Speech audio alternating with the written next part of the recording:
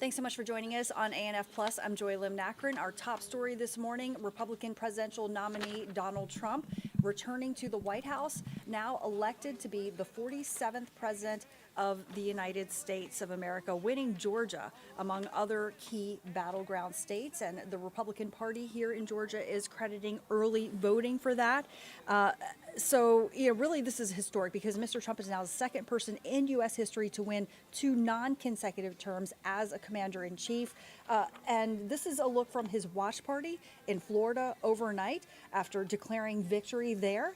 And I want to show you a look at the watch party or the aftermaths of it in Washington, D.C. for Vice President Kamala Harris, where you can see supporters flooding out of her watch party in Howard University. And we have yet to hear from Vice President Harris, who has not yet conceded the race at this point in time.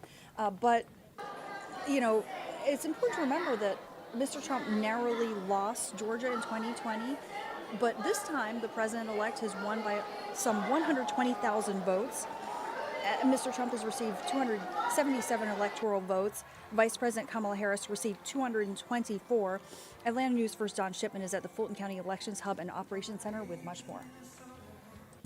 By all accounts, everything went smoothly here in Georgia, more specifically here in Fulton County. As we move throughout the day, at some point we will likely hear from officials here in Fulton County and state officials on what went right and what they can improve upon. We will also likely hear from the Georgia Republican Party. President-elect Trump defeated Vice President Kamala Harris by about 3 percentage points here in Georgia. In 2020, Trump lost to Joe Biden, who became the first Democrat to win Georgia or any other deep southern state since Bill Clinton in 1992. Overnight, we talked with Trump supporters at the official Republican watch party in downtown Atlanta. They say that Trump's win here in Georgia and the U.S. is because Georgians believe our country has lost its way. The head of the Republican Party here in Georgia touting early voting among Republicans. What we wanted to do is get as many of our votes banked. So the last 4 days, we've still been hustling, don't get me wrong, but it's a lot easier when you've got millions of votes that have already been cast that you don't have to chase, and you've just got a smaller universe to get in on Election Day. And almost 4 million people voted early here in Georgia. In all, some 5 million. We're in Fulton County. Don Shipman, Atlanta News First. All right, and thanks so much to Don for that report. Joining now, we have Brooks Baptiste, morning anchor, joining us.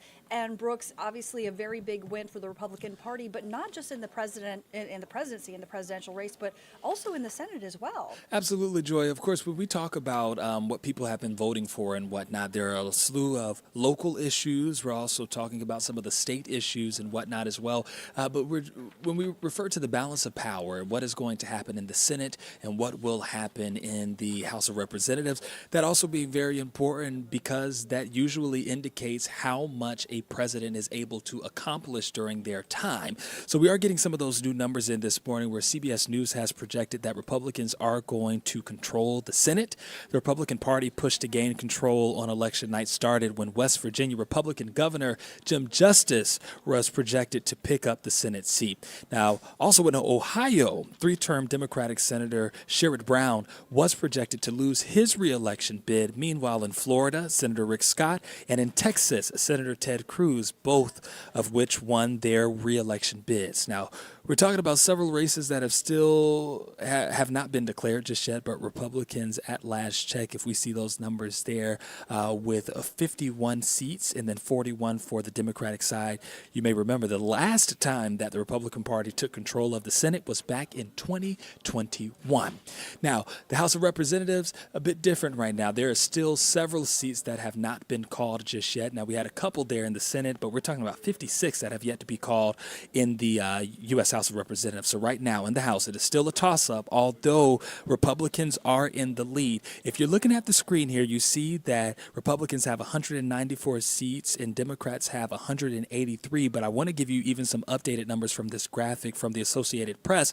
They are calling 199 seats, with Republicans in the lead and 180 with Democrats. Now, it's important to note that either party will need 218 seats to control the House.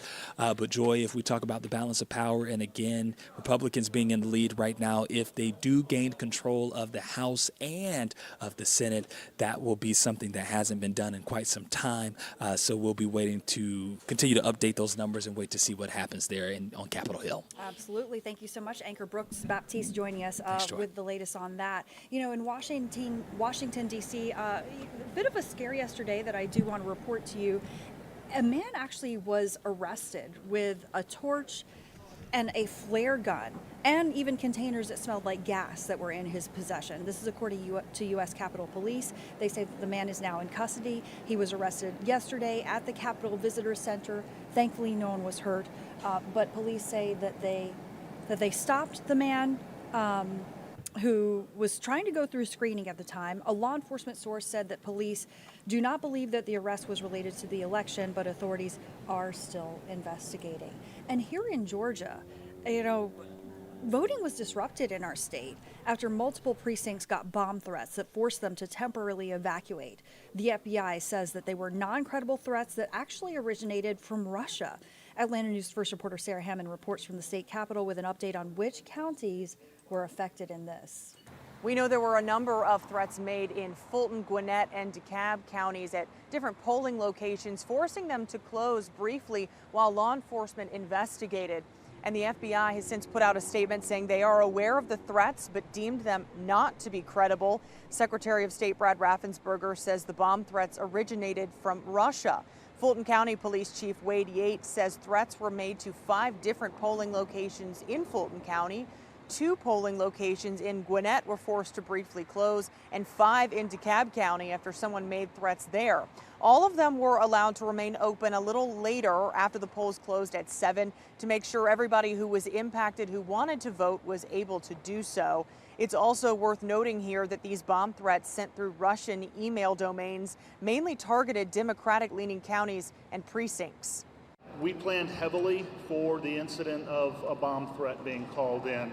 And it's a good thing we did, because that's the only thing that happened today was 32 bomb threats at different polling locations. And we'll hear from Secretary of State Brad Raffensperger a little later this morning at the state capitol, where he will likely address a little bit more on how these bomb threats really impacted Election Day.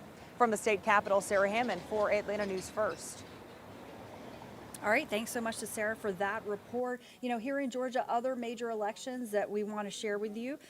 Fani Willis, Fulton County District Attorney, is staying in her position as Fulton County District Attorney. Ms. Willis beat Republican challenger Courtney Kramer, who interned with the White House counsel's office during Donald Trump's presidency and is active in GOP organizations. Of course, Ms. Willis has made national headlines by bringing charges against Mr. Trump over efforts to overturn the 2020 presidential election, which she alleges. And, you know, coming up at 1 o'clock, I'm going to be joined by Attorney Josh Schiffer, because we're going to discuss really what's next with that prosecution, with that criminal case. Again, Fulton County District Attorney Fani Willis, you know, has continued her prosecution of the case against former President Donald Trump. So what is the impact going to be now that Ms. Willis and Mr. Trump have each won re-election? We're going to take a closer look at that for sure. You know, other local races that I want to just make sure that you are aware of as well. Just wanted to point you to our website, atlantanewsfirst.com, where you can get the latest on these various other local races. But one of them, you can see, Cobb County Sheriff Craig Owens has won re-election. And this was, he was an incumbent, Craig Owens Sr., and he defeated David Cavender, his challenger. Just this year, the Cobb County Sheriff's Office actually won an award from the National Sheriff's Association. And it was the only sheriff's office in the nation to actually receive that award in 2024. So an accomplishment there, and Cobb County Sheriff Craig Owens has won re-election.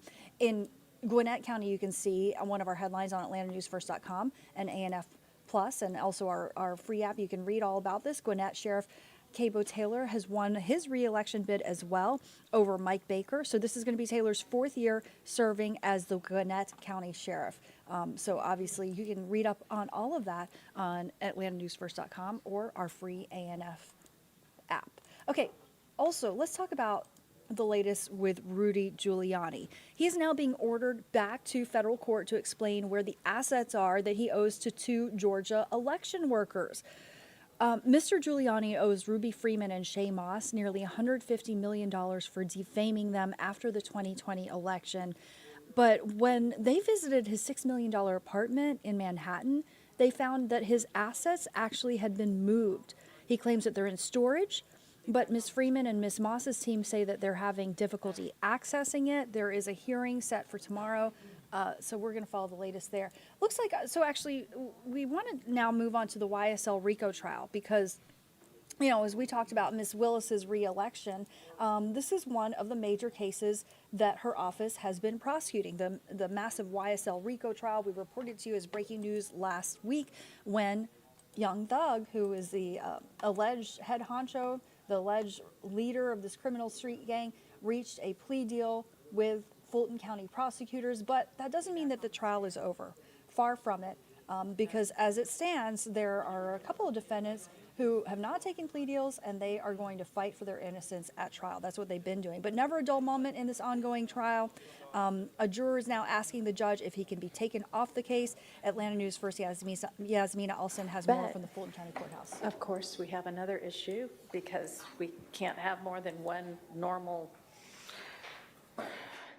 no-issue trial day in a row. An email from a juror sent to Judge Paige Reese Whitaker's assistant. That email had a message for the judge. Good morning, Judge Whitaker.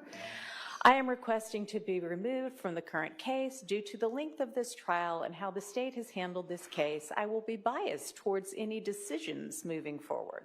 Yesterday provided a glimpse of how the state presented its evidence, and I foresee another 3 to 6 months with the remaining defendants. Thanks. According to Judge Whitaker, this same juror already asked to be removed previously for no reason. Whitaker says she believes this was just a reason to get off the case because it was taking so much time.